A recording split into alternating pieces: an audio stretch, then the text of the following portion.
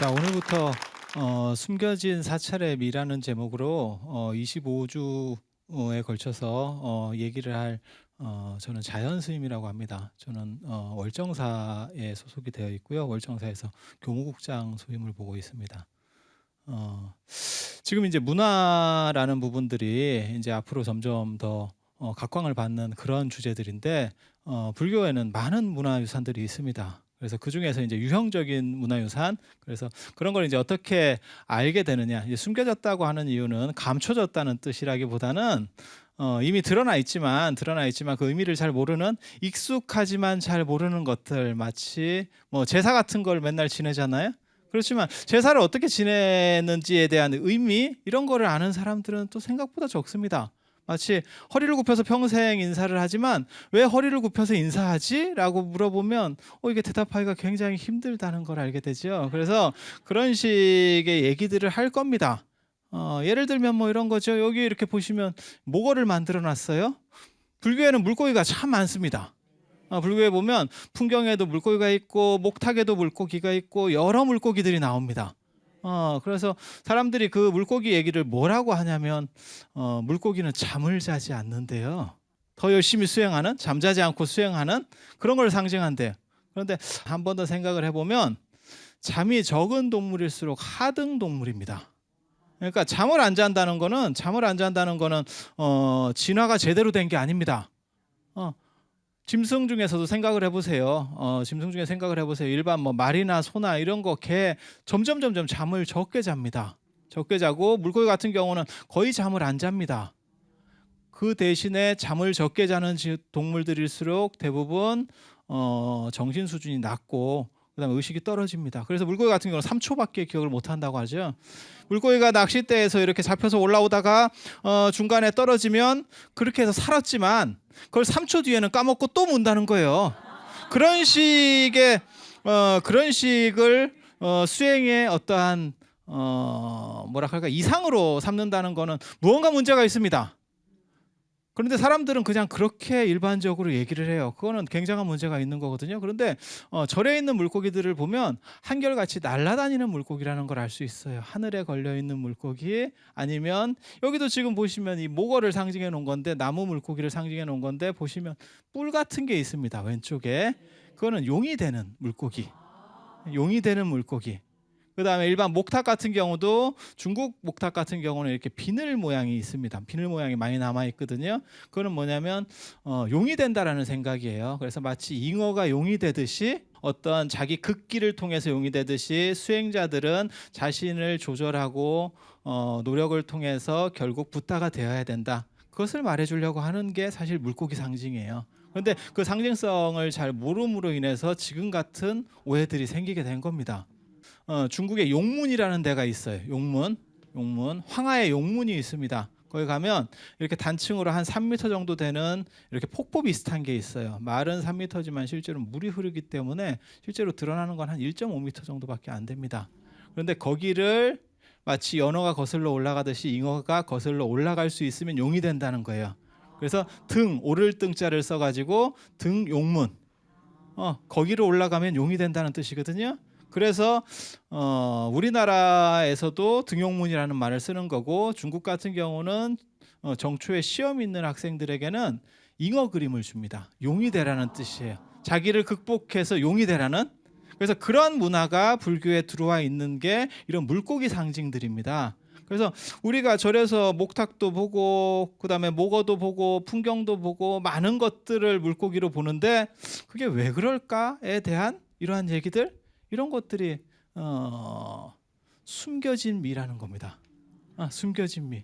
드러났지만 그 의미가 숨어 있는, 그리고 너무 익숙하기 때문에 굳이 알 필요가 있어? 라고 하는 것들에 대해서 새로운 관점을 환기시키는 그러한 것이 이 프로그램의 목적이라고 보시면 돼요.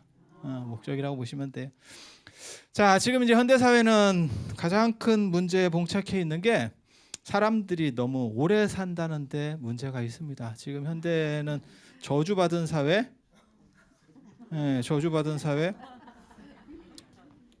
전에는 상서라는 책에 보면, 유교의 5경 중에서 상서라는 책에 보면, 서경이에요, 서경. 거기에 보면 뭐라고 나오냐면 오복이라고 그래가지고 수부강령, 유호도, 고종명.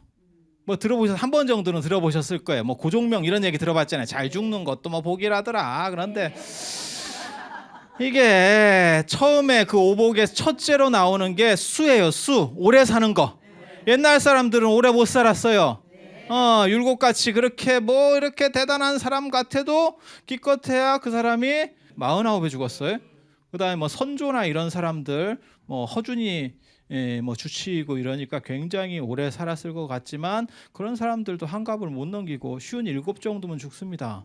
그래서 옛날 사람들은 다 일찍 죽고 게다가 돌발이 또 많았었죠. 옛날 사람들의 특징 중에 하나가 뭐 옛날까지 따질 필요도 없어요. 여러분들이 어렸을 때 그때만 하더라도 영아 사망률 안 그러면 유아 사망률이 많았습니다. 그래서 많은 자식을 낳지만 지금은 한둘을 낳아도 다 키우고 그렇게 하는 세상이 됐지만 얼마 전까지만 불과 한 2세대 전만 하더라도 자식들을 많이 낳고 그중에 한둘을 잃습니다.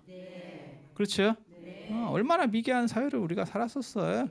연탄가스 같은 걸 맡아서 사람이 죽어도 그 자리에 그냥 테이프 좀 발라놓고 또 들어가서 사람이 살고 그러던 시절들이 있었어요. 그게 불과 한 2세대 전 얘기입니다. 한두 세대 얘기야. 한두 세대. 저 어렸을 때 제가 그런 현상들을 목격을 하고 그랬었으니까요. 지금 같으면 상상도 할 수 없는. 그래서 그 당시에 연탄가스 배출기가 히트 상품이었었던 때가 있잖아요. 그러다 보니까 사람들이 잘 죽고 이제 뭐 질병이라든가 이런 거에 대한 의료 지식 이런 것들이 부족하고 그다음에 접종 이런 게 잘 안 돼서 나타나는 아마 현상들이었을 거예요. 그죠?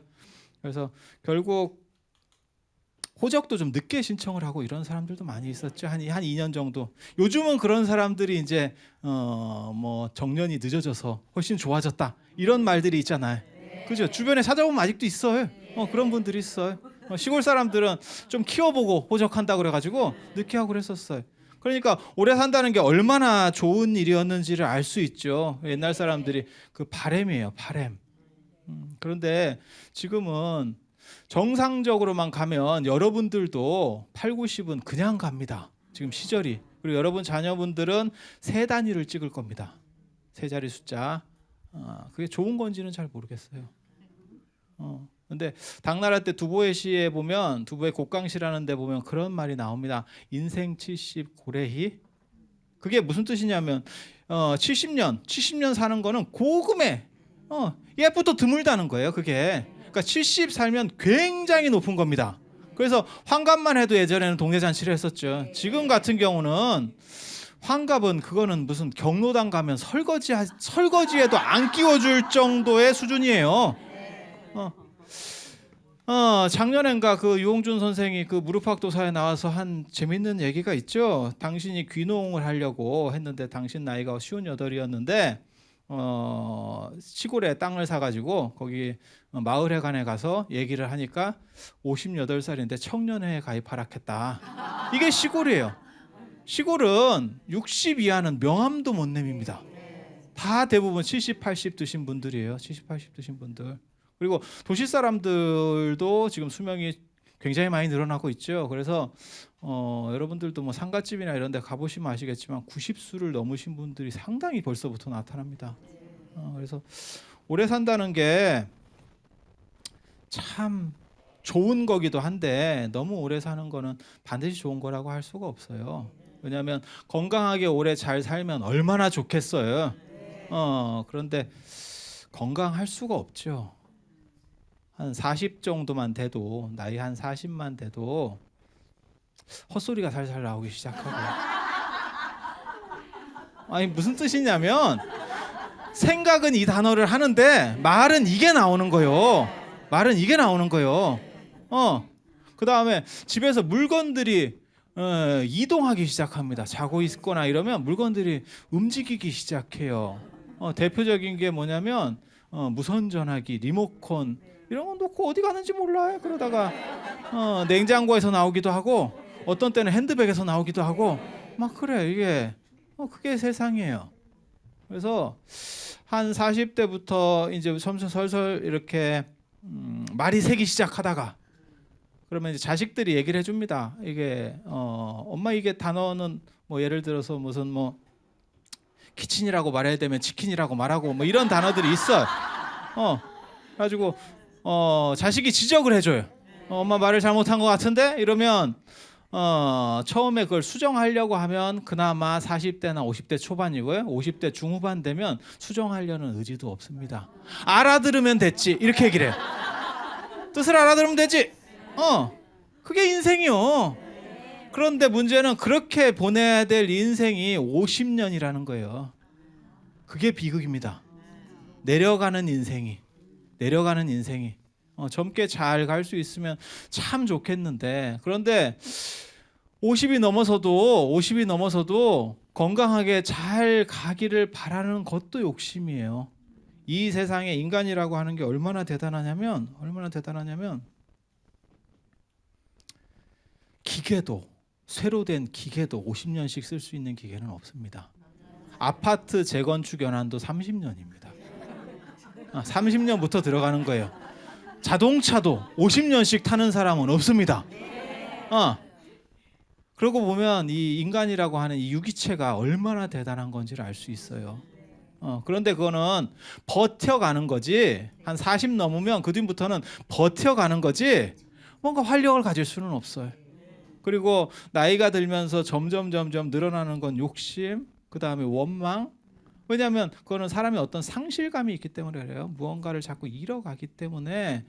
그렇다 보니까 자기 존재 가치를 드러내기 위해서 더 고집이 되는 거고, 뭐에 집착하게 되는 거고, 이렇게 되는 거예요.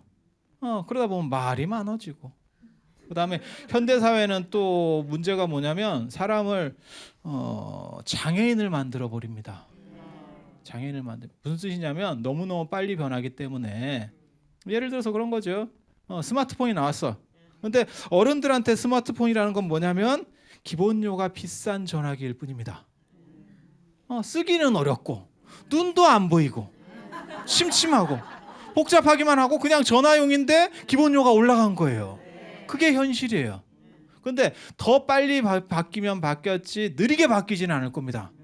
그러면 그걸 어떻게 맞춰서 살겠냐는 거죠. 예전에 제가 시골에서 그런 걸 목격을 했었어요. 어떤 어른이 전화기가 예전에 이렇게 돌리는 전화기였었습니다. 그죠? 이렇게 딱 하면 다다다다다 이래가지고 이렇게 뒤로 이렇게 가는 그런 전화기였는데, 저 어렸을 때 보턴식 전화기가 나왔어요. 그렇게 나오니까 그 어른이 전화를 못 걸더라고요. 연세가 아주 많으신 분이었었어요. 그래서 저걸 보면서 저 단순하게 바뀐 건데 왜 저거를 못 하실까? 이렇게 했는데 이게 남의 일이 아닙니다. 여러분도 마찬가지고 저도 마찬가지예요. 조금만 적응을 못하면 앞으로는 뭐 쓸 수가 없어요. 그러니까는 자식들이 핸드폰을 만졌을 때 가장 짜증나는 것 중에 하나가 주부들이 벨소리 같은 거나 이런 걸 바꿔놨을 경우에 자기가 자기 건데도 못 바꿉니다. 이거 굉장히 비극적인 거예요. 그래서 자꾸 물어보게 돼. 그런데 자식이 계속 있을 것도 아니고 결국은 요즘 다 떨어져서 사는 거고, 그러면 물질적으로 변화되는 것 속에서 어떻게 살겠냐는 거죠.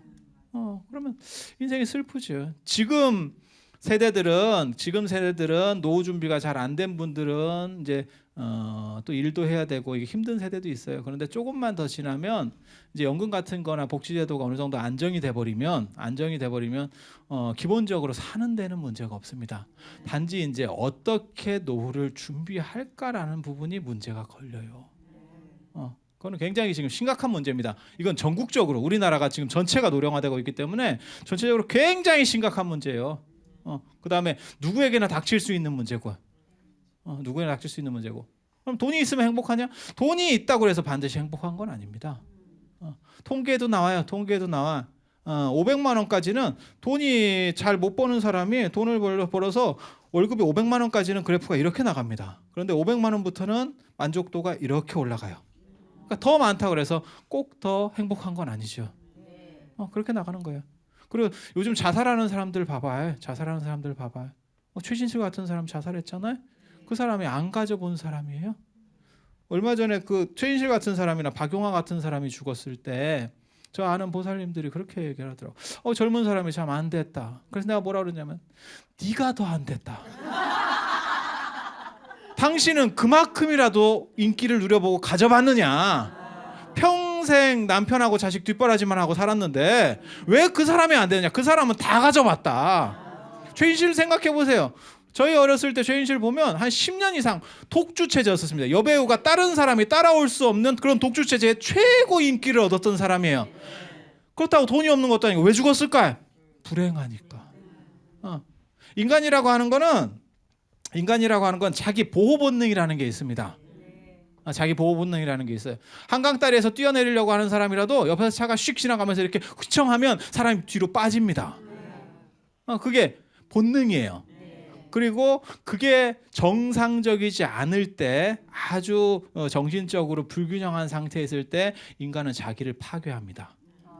자기를 파괴합니다. 그게 자살이에요. 그건 안정되지 못했다는 얘기예요. 안정되지 못했다는 얘기. 그래서 금전적인 것만 가지고는 사람이 절대 완전히 행복하진 않은 거예요. 그거는 굉장히 기쁜 소식입니다. 만약에 금전적으로 경제적으로만 해서 사람이 다 행복하다면 못 가진 사람은 행복할 권리가 없죠. 가능성이 없잖아요. 그런데 외부적 조건 플러스 내면의 조절이라는 걸 통해서 행복이 온다면 가지지 않은 사람도 행복할 수가 있죠. 충분히. 이거는 굉장히 좋은 겁니다. 그리고 물론 외부적 조건이 너무 무너지게 되면 행복을 느낄 수도 없어요. 맹자에도 그런 말이 있습니다. 유항산이 있어야 유항심이 있다.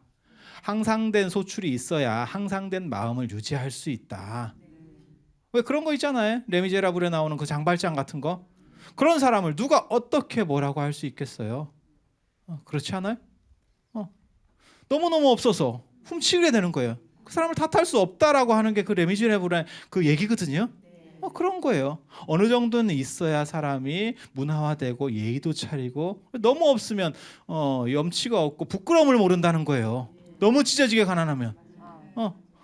여러분들은 아마 연세 좀 드신 분들은 그걸 경험했을 거예요. 진짜 떼거리가 없어가지고 옆집에 꾸러 가고 또 꾼데 또 꾸러 가고 너무너무 비감한 거예요.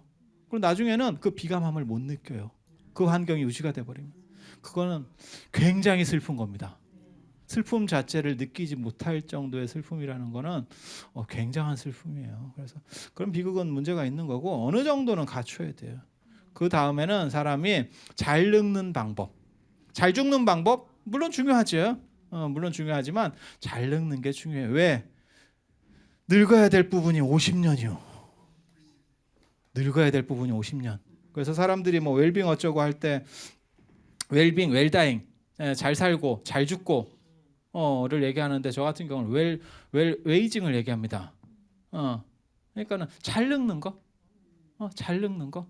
어떻게 하면 잘 늙을 수 있을까? 이제 그 문제. 그래서 과학이라고 하는 게 변화 속도를 빨리 주고 그 다음에 지금 대학도 마찬가지입니다. 저도 대학에서 애들을 가르치지만 대학에서 이제 문제가 뭐냐면 인문학이 다 죽었어요. 인문학은 취직되는 과가 없습니다. 그렇다고 뭐 공대는 잘 되느냐 그런 것도 아닌데 상대적으로 인문학이 힘을 못 써요. 그래서 요즘은 제일 인기 있는 과 중에 하나가 그쪽이 어디냐면 사범대 쪽. 그나마 공무원에서 선생님이라도 해보겠다.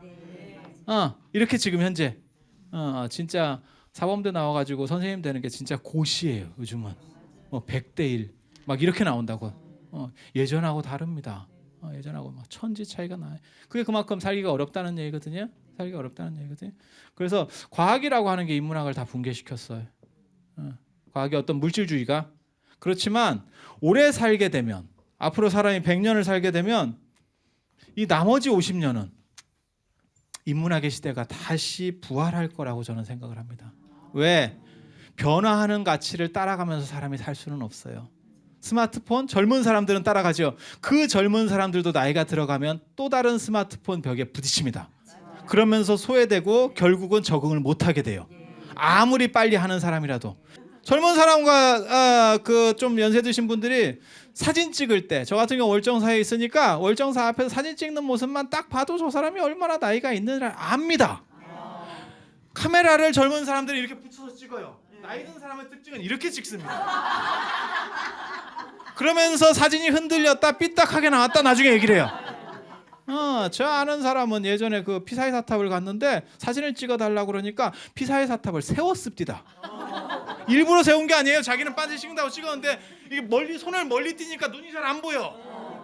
그렇다고 붙여놓으면 더 안 보이고 이렇게 띄워서 찍다 보니까 답이 쓰는 거요. 그게 세상이에요. 참 슬프지. 그런데 과학적인 거 이런 것들은 세상 변화가 빠른 겁니다. 거기에는 맞춰가는데 한계가 있어요. 그래서 장자에도 보면 그런 말이 나와요. 무한이라고 하는 계속해서 변화하는 가치, 변화에 유한적인 것이 어떻게 따라갈 수 있냐는 거예요. 생명은 유한적인 거고 세상의 변화는 무한적인 거예요. 그거를 따라가려고 하면 결국 허덕이다가 죽을 수밖에 없는 거예요. 이건 한계가 있는 거고 이건 한계가 없는 거니까. 그래서 불변적 가치라는 걸 생각을 하는 거예요. 잘 안 변하는 거, 늦게 변하는 거. 늦게 변하는 거 있습니다. 육체는 훨씬 더 빨리 변하죠. 그죠? 우리는 맨날 거울을 보니까 자기 얼굴 변하는 건 몰라요. 근데 친구들하고 한 몇 년 있다가 보면 야, 너 얼굴 좋아졌다. 말은 그렇게 하는데 사갔구나. 이런 생각을 하죠. 그게 앞에서 얘기하는 거고. 야, 너 얼굴 좋아졌는데 이렇게 하지만 실제로는 너도 같구나. 내가 너보다는 덜 간 것 같다. 이런 생각을 할 수 있지. 뭐 그런 마음도 있잖아요. 그죠? 변화를 인지할 수 있잖아요. 근데 정신은 그에 비해서는 상대적으로 늦게 변합니다. 물론 정신도 변화합니다. 정신도 변화합니다. 그래서 뭐 정신은 청춘인데 완전 청춘은 아니에요. 그런 거는 노래방 같은 데 가보면 압니다. 노래방 같은 데 가보면 젊은 노래는 잘 못 부릅니다. 마음은 있는데 텔레비를 볼 때도 나훈아보다는 당연히 요즘 아이돌이 이쁜데 따라하기는 어려워. 그게 현실이에요. 그렇죠? 그게 현실이에요, 현실. 그래서 이 세상에는 변화가 두 가지 가치가 있어요. 빠르게 변화하는 물질적 가치. 그 다음에 좀 더디게 변화하는 정신적 가치. 물질과 정신. 이 중에서 이 정신적 가치에 해당하는 영역 중에 하나가 문화입니다. 문화. 문화 잘 안 변해. 종교도 잘 안 변해. 종교도 잘 안 변해. 철학도 안 변하고. 이런 거 아예 안 변한다는 건 아닙니다. 불교에서는 아예 안 변하는 건 존재하지 않아요. 아예 안 변하는 건 좀 느리게 변화하느냐 빨리 변화하느냐지 아예 안 변하는 건 존재하지 않아요. 그런데 생각해 보세요. 불교 생각해 보세요. 2500년 전 거 지금까지 울고 먹고 있습니다. 논어도 마찬가지예요. 공자 지금까지 울고 먹고 있는 거예요. 이런 걸 한번 배워놓으면 죽을 때까지 써먹을 수 있습니다. 지금 애들 컴퓨터 배우고 뭐 스마트폰 뭐 해갖고 뭐 어플 다운받고 뭐 이렇게 하잖아요. 단 몇 년 안에 이거 더 이상 쓸모가 없는 지식입니다. 이건 유한적 지식이에요. 딱 한계적 지식. 그런데 이런 거 배워놓으면 있잖아요. 이거 죽을 때까지 써먹습니다. 임어당의 중국의 임어당이라는 사람이 그런 말을 한 적이 있어요. 생활의 발견이라는 책에서 나이 40이 되기 전에 세 가지 취미를 만들지 않으면 너네는 늙어서 반드시 후회한다. 여기서 취미라는 게 뭐냐면 사람들끼리 이렇게 뭐 개모임해서 이렇게 짤짤거리고 이런 거는 결국 어느 정도 나이가 지나면 그게 상조 모임이 됩니다. 결국은 누군가를 이렇게 부조해야 되고 이렇게 힘들어져요. 그런데 이런 것들은 혼자 가질 수 있는 취미고 크게 돈 드는 취미도 아니고 그 다음에 잘 변화하지 않는 거예요. 잘 변화하는 걸 가지고 애들한테 얘기해주면 아유 그거 모르는 소리 말라고 이런 얘기를 들어요. 그런데 불교나 문화나 이런 거 이렇게 하나씩 얘기해 주잖아요. 그러면 사람들이 아무도 뭐라고 하지 않습니다. 젊은 사람도 귀 기울여 들어요. 귀 기울여 들어요. 간단한 것들이에요. 주변에 있는 것들 조금만 우리가 섬세하게 보면 이해할 수 있는 것들. 하지만 반드시 배워야 되는 지식이에요. 익숙하면 아는 지식이 있고 이 세상에는 익숙하면 알아지는 지식이 있어요. 자전거 같은 경우는요. 몇 번 넘어져 보면 결국 그것을 터득하게 됩니다. 누구든 100% 그렇게 되거든요. 뭐 탁구를 배워도 마찬가지예요. 굳이 누구한테 기술을 배워서 연습을 안 해도 자기식으로 할 수 있습니다. 어느 정도. 아주 잘할 수는 없겠지만 어느 정도 다 할 수 있어요. 하지만 아까 얘기한 것처럼 허리 굽혀서 인사하는 거 누구에게 배우지 않으면 이유를 알 수 없습니다. 제사 지내는 거 평생 제사를 지내봤지만 이유는 모릅니다. 그렇게 되는 거예요. 그렇게 되는 거. 세상에는 그래서 꼭 배워야 알 수 있는 부분이 있고 익숙하면 알 수 있는 것도 있어요. 근데 사람이 착각하는 게 뭐냐면 익숙하면 안다라고 생각을 하는 거예요. 익숙하면 안다라고 생각. 그럼 오류를 범하는 것 중에 하나가 뭐냐면 가족이에요. 사실 인간관계에서는 내 가족은 내 주변에 있고 내 뱃속으로 나왔고 이러니까 알 거야 라고 생각하지만 실제로 모르죠. 실제로 잘 모르죠. 내가 저 사람을 저렇게 몰랐나 싶을 정도로 차이들이 있습니다. 그래서 이 문화라고 하는 것도 이거는 잘 변하지 않는 가치고, 그 다음에 알물 통해 가지고 무언가 알물 통해서 새롭게 볼 수 있는 그런 관점, 그 정신적인 안정이에요. 사람이 나이를 먹으면서 잘 늙는 거는 안정적으로 돼서 외부적인 데 신경 안 쓰고 내 안으로 수렴할 수 있고, 젊은 사람이 오면 무언가 교훈될 만한 얘기를 한마디씩이라도 해주고, 그렇게 늙는 게 멋있는 거예요. 돈을 볼모로 잡아서 애들에게 계속 오게 해야겠다 라는 그런 정신 자세는 발상부터가 이게 문제가 있는 겁니다. 부모 자식 간에 돈을 가지고 애들을 오게 하고 못 오게 하고 이런 식 개념을 가진다는 건 진짜 슬픈 겁니다. 슬픈 거예요. 그래서 멋있게 늙는 거, 멋있게 늙는 거, 그런 부분에서 이 문화같이 소중한 건 없습니다. 불교하고 기독교의 차이가 있어요. 기독교는 길에 가다가도 이렇게 천단지를 돌립니다. 그 다음에 교회 오라 그러고 피곤해요. 저도 저 동대에서 학교 이렇게 왔다 갔다 하면 지하철에서 이렇게 유인물 나눠주고 뭐 길에서 떠들고, 그 용기를 굉장히 대단하게 생각합니다. 하지만 그래도 가는 사람만 가고 안 가는 사람은 안 가요. 교회의 가장 큰 특징 중에 하나가 같은 기독교인이라도 그 교회 사람만 그 교회를 갑니다. 옆에 교회 사람이라도 그 교회를 가지 않습니다. 불교는 달라요. 오라고 하는 적이 없습니다. 보통 절에다가 등록해 놓으면 돈 낼 때만 편지를 보냅니다. 그 외에는 편지가 절대 안 옵니다. 그게 불교의 특징이에요. 그리고 산에서도 봐봐. 산에서도 길을 막고 입장료, 인두세를 받습니다. 인두세 플러스 차세, 이렇게 해가지고 그런 거나 받고 있어요. 그리고 더 놀라운 거는 그렇게 입장료를 내고 들어가도 스님 보기는 어려워요. 굉장히 불친절합니다. 굉장히 불친절해요. 근데 거기 오는 사람들을 이렇게 보면 신도도 있고 신도가 아닌 사람도 있고 타종교인도 있고 무종교인도 있고, 그 다음에 산에 가려다가 그냥 들리는 사람들도 있고, 오만 사람이 다 와요. 이유는 뭐냐면 사찰이라고 하는 거는 우리의 문화 체계 안에 있는 그런 거예요. 그런 걸 보고 공공재라고 합니다. 공공재. 그러니까 종교에는 두 가지가 있는 거예요. 두 가지가. 하나는 특수한 그 종교 사람들만이 이용하는 어떤 시설, 종교 이런 게 있고, 불교 같은 경우는 공공재입니다. 공공재가 뭘 얘기하는 거냐면 공원 같은 거예요. 공원 같은 거. 누구든지 그냥 쓸 수 있는 그런 정도? 만약에 생각해 봅시다. 외국에서 외국인이 왔어요. 그래서 우리나라를 구경시켜 달래. 그 사람이 기독교인이라고 하더라도 교회를 구경시켜 주진 않습니다. 저도 마찬가지예요. 우리나라에 오면 절이라든가 궁궐이라든가, 안 그러면 저기 무슨 도산서원에 간다거나 이런 식으로 가게 되는 거지. 그게 한국을 대표하는 그런 걸로 이렇게 보여주는 거지. 외국인에게 무슨 교회들을 이렇게 다니면서 보여주고 그런 경우는 없어요. 저 같은 경우도 저 같은 스님도 만약에 유럽에 가잖아요. 절을 찾아갈 것 같습니까? 유럽 구경을 가면 성당들을 다닙니다. 왜? 거기서는 성당이 공공재예요. 노트르담 성당 같은 데 가가지고 저기 옛날에 그 꼽추가 있었는데 그 종을 보면서 이런 생각들을 하고 있는 거예요. 그건 종교랑 관계가 되는 게 아니에요. 그렇게 되는 문화들은 오래된 것만 그렇게 됩니다. 이 땅에서 남아있어 오래된 것들은 그렇게 돼요. 아직 교회는 그렇게 될 정도의 시간을 경과하지 못했어요.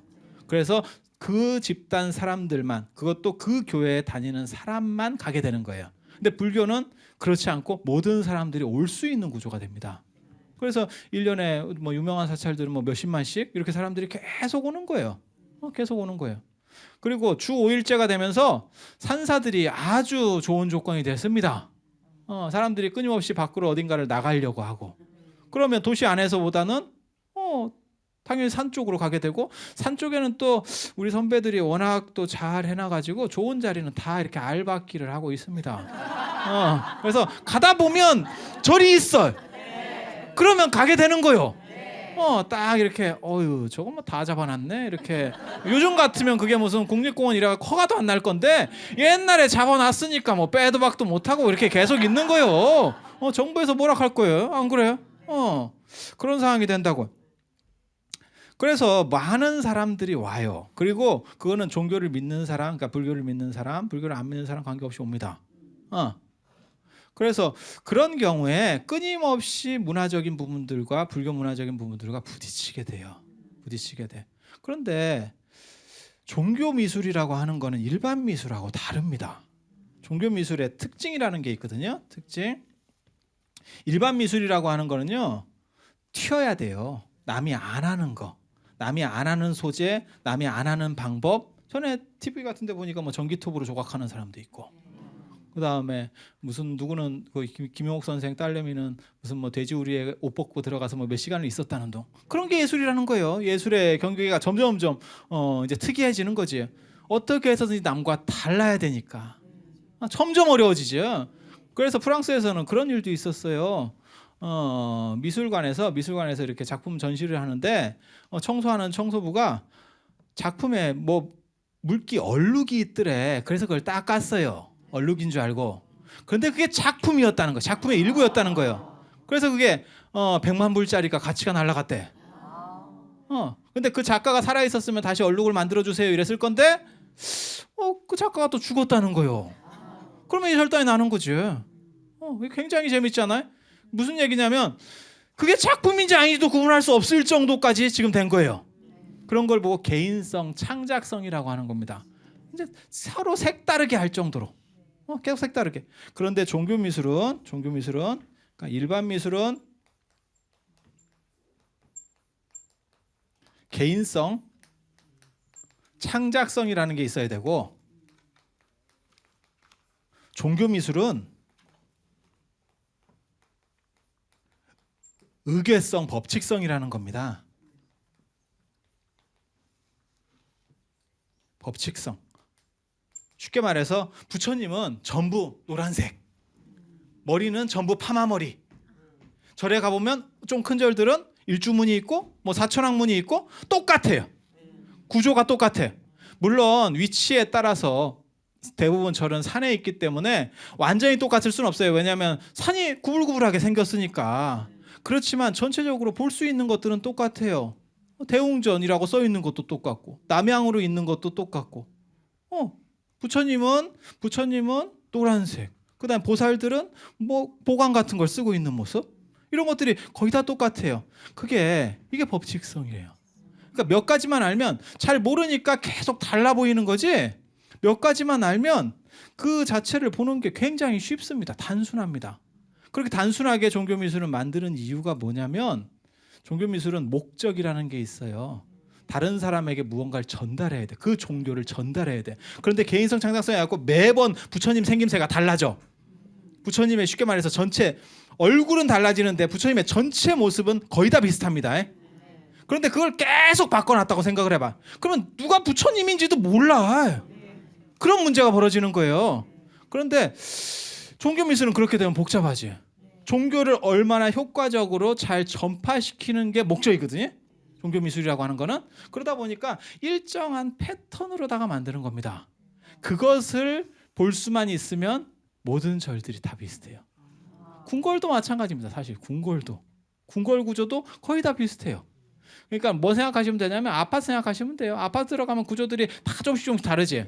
하지만 있는 공간들은 거의 비슷합니다. 침실 있고 화장실 있고 부엌 있고 그다음에 베란다 있고 뭐 창고 같은 거 조그만 거 하나 있고 다용도 수납 공간 있고 그다음에 거실 있고. 이게 왔다 갔다 배치가 좀 달라지는 것뿐이고, 개 중에는 무슨 뭐 베란다를 터내는 집도 있고 뭐 그런 식으로도 하지만 그거는 조금 바뀌는 거예요. 대동소이한 겁니다. 그러니까 우리가 아파트를 가면 이 집 구조는 이렇게 해서 더 편리한 구조 같은데? 라고 생각을 하는 거지. 어떤 집은 통으로 돼 있고 뭐 이렇게 되는 건 없잖아요. 그건 사무실이지. 그게 무슨 놈 아파트가 되겠어. 그죠? 화장실이 2개 있을 수도 있고 뭐 누구처럼 텔레비에서 나와서 5개가 있어. 그런 집도 있을 수 있는 거예요. 그렇지만 그 구조라는 거는 거의 유사하죠. 그러니까 우리가 이걸 아파트로 똑같이 판단하죠. 그런 개념만 가지면 모든 절을 같은 관점에서 보고 이해할 수 있다는 거예요. 지금 말씀드리려고 하는 건 그겁니다. 그러니까 한 가지만 제가 말씀드리는 그 원리 체계만 딱 이해할 수 있으면 어떤 절에 가서도 아는 소리가 나옵니다. 답도 다 똑같이 생겼고 뭐 그냥 얘기만 하면 돼. 툭툭 던지기만 하면 됩니다. 그리고 굳이 얘기를 안 해도 돼. 내가 딱 보면서 이게 뭐구나 라는 거를 알면서 사람이 방향이 생기고 신심이 생기고 그 다음에 자기가 왜 왔는지에 대해서 좀 더 깊이 이해할 수 있습니다. 물론 제사를 뜻을 모르고도 지낼 수 있어요. 하지만 알고서 지내면 좀 더 의미가 더 다가오지 않겠어요? 그리고 제사를 안 지낼 수 있으면 안 지내도 관계없는 거예요. 그런데 제사를 어차피 지낼 거면 한 번만 젊었을 때 알아두면 평생을 의미도 알고 그 다음에 뭐 며느리가 들어오면 이건 이렇게 하는 게 아니다 아는 소리도 해가면서 그 잘난 척하는 맛이 얼마나 좋은데 난 이거 알고 있어 이런 거 그렇게 한두 마디만 해주면 사람이 굉장히 돋보입니다. 어머니 이거 이따 갖다 놓고 그 대충 놔 이렇게 하면서 그게 격이 떨어지는 거예요. 그걸 여러분들이 젊었을 때 한 번만 배웠다고 생각해봐. 죽을 때까지 쓰는 거예요. 절은 제사보다도 더 심합니다. 이유가 뭐냐면 놀러 다니다 보면 계속 절이 있으니까. 제사는 우리 집은 이제 뭐 시어머님이랑 상의해서 제사를 더 이상 끊기도 하겠다. 가능한 일이에요.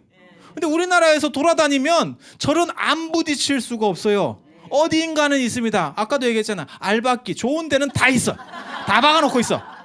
가다 보면 걸려요. 그리고 산만 갈 수도 없잖아. 산에 가다 보면 절이 있으면 잠깐 들리는 거지 사람이. 다 그렇게 되잖아.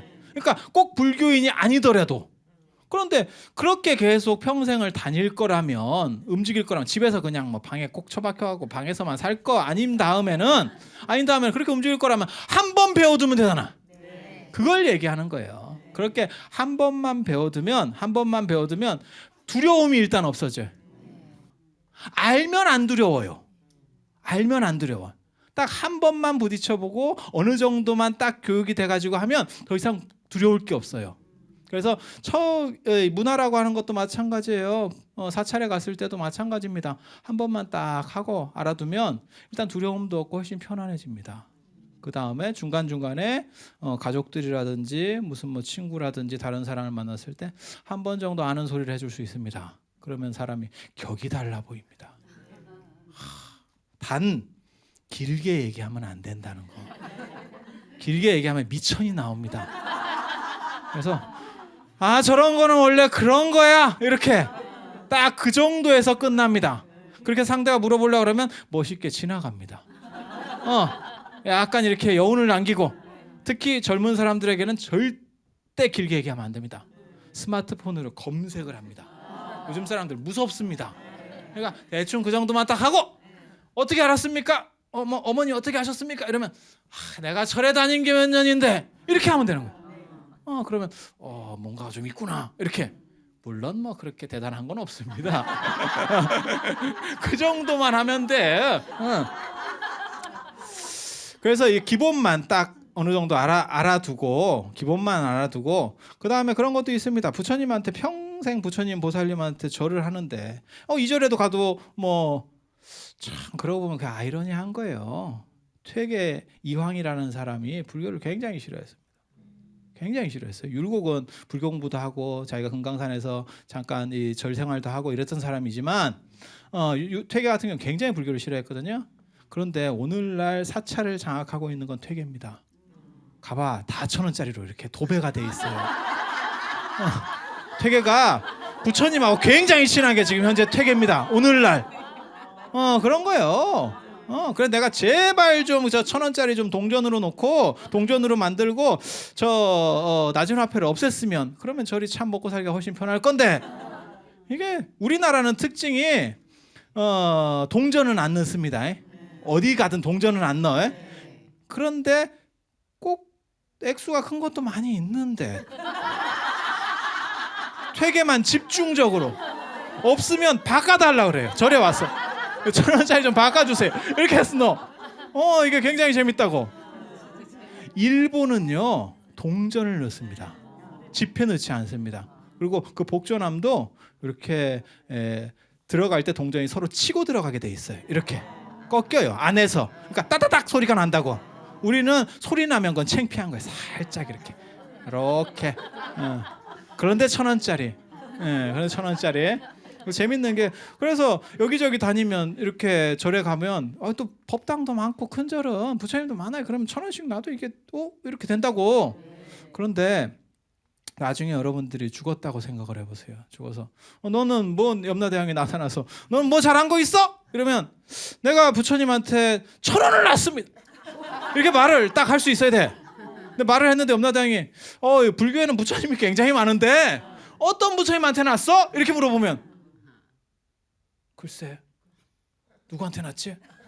머리 파마하고 이런 부처님인데 다 파마했지. 파마 안 한 부처님이 있어요? 누군지를 몰라. 그럼 1,000원 띄는 거예요. 그럼 1,000원 띄는 거예요. 슬프잖아. 슬프잖아. 이거 참 그렇지. 근데 한 번만 알아두면 부처님은 손으로다가 구분하는 거예요. 손 모습으로. 부처님한테 이렇게 뭐 이렇게 죄수도 아니고 명찰을 붙여놓을 수도 없잖아.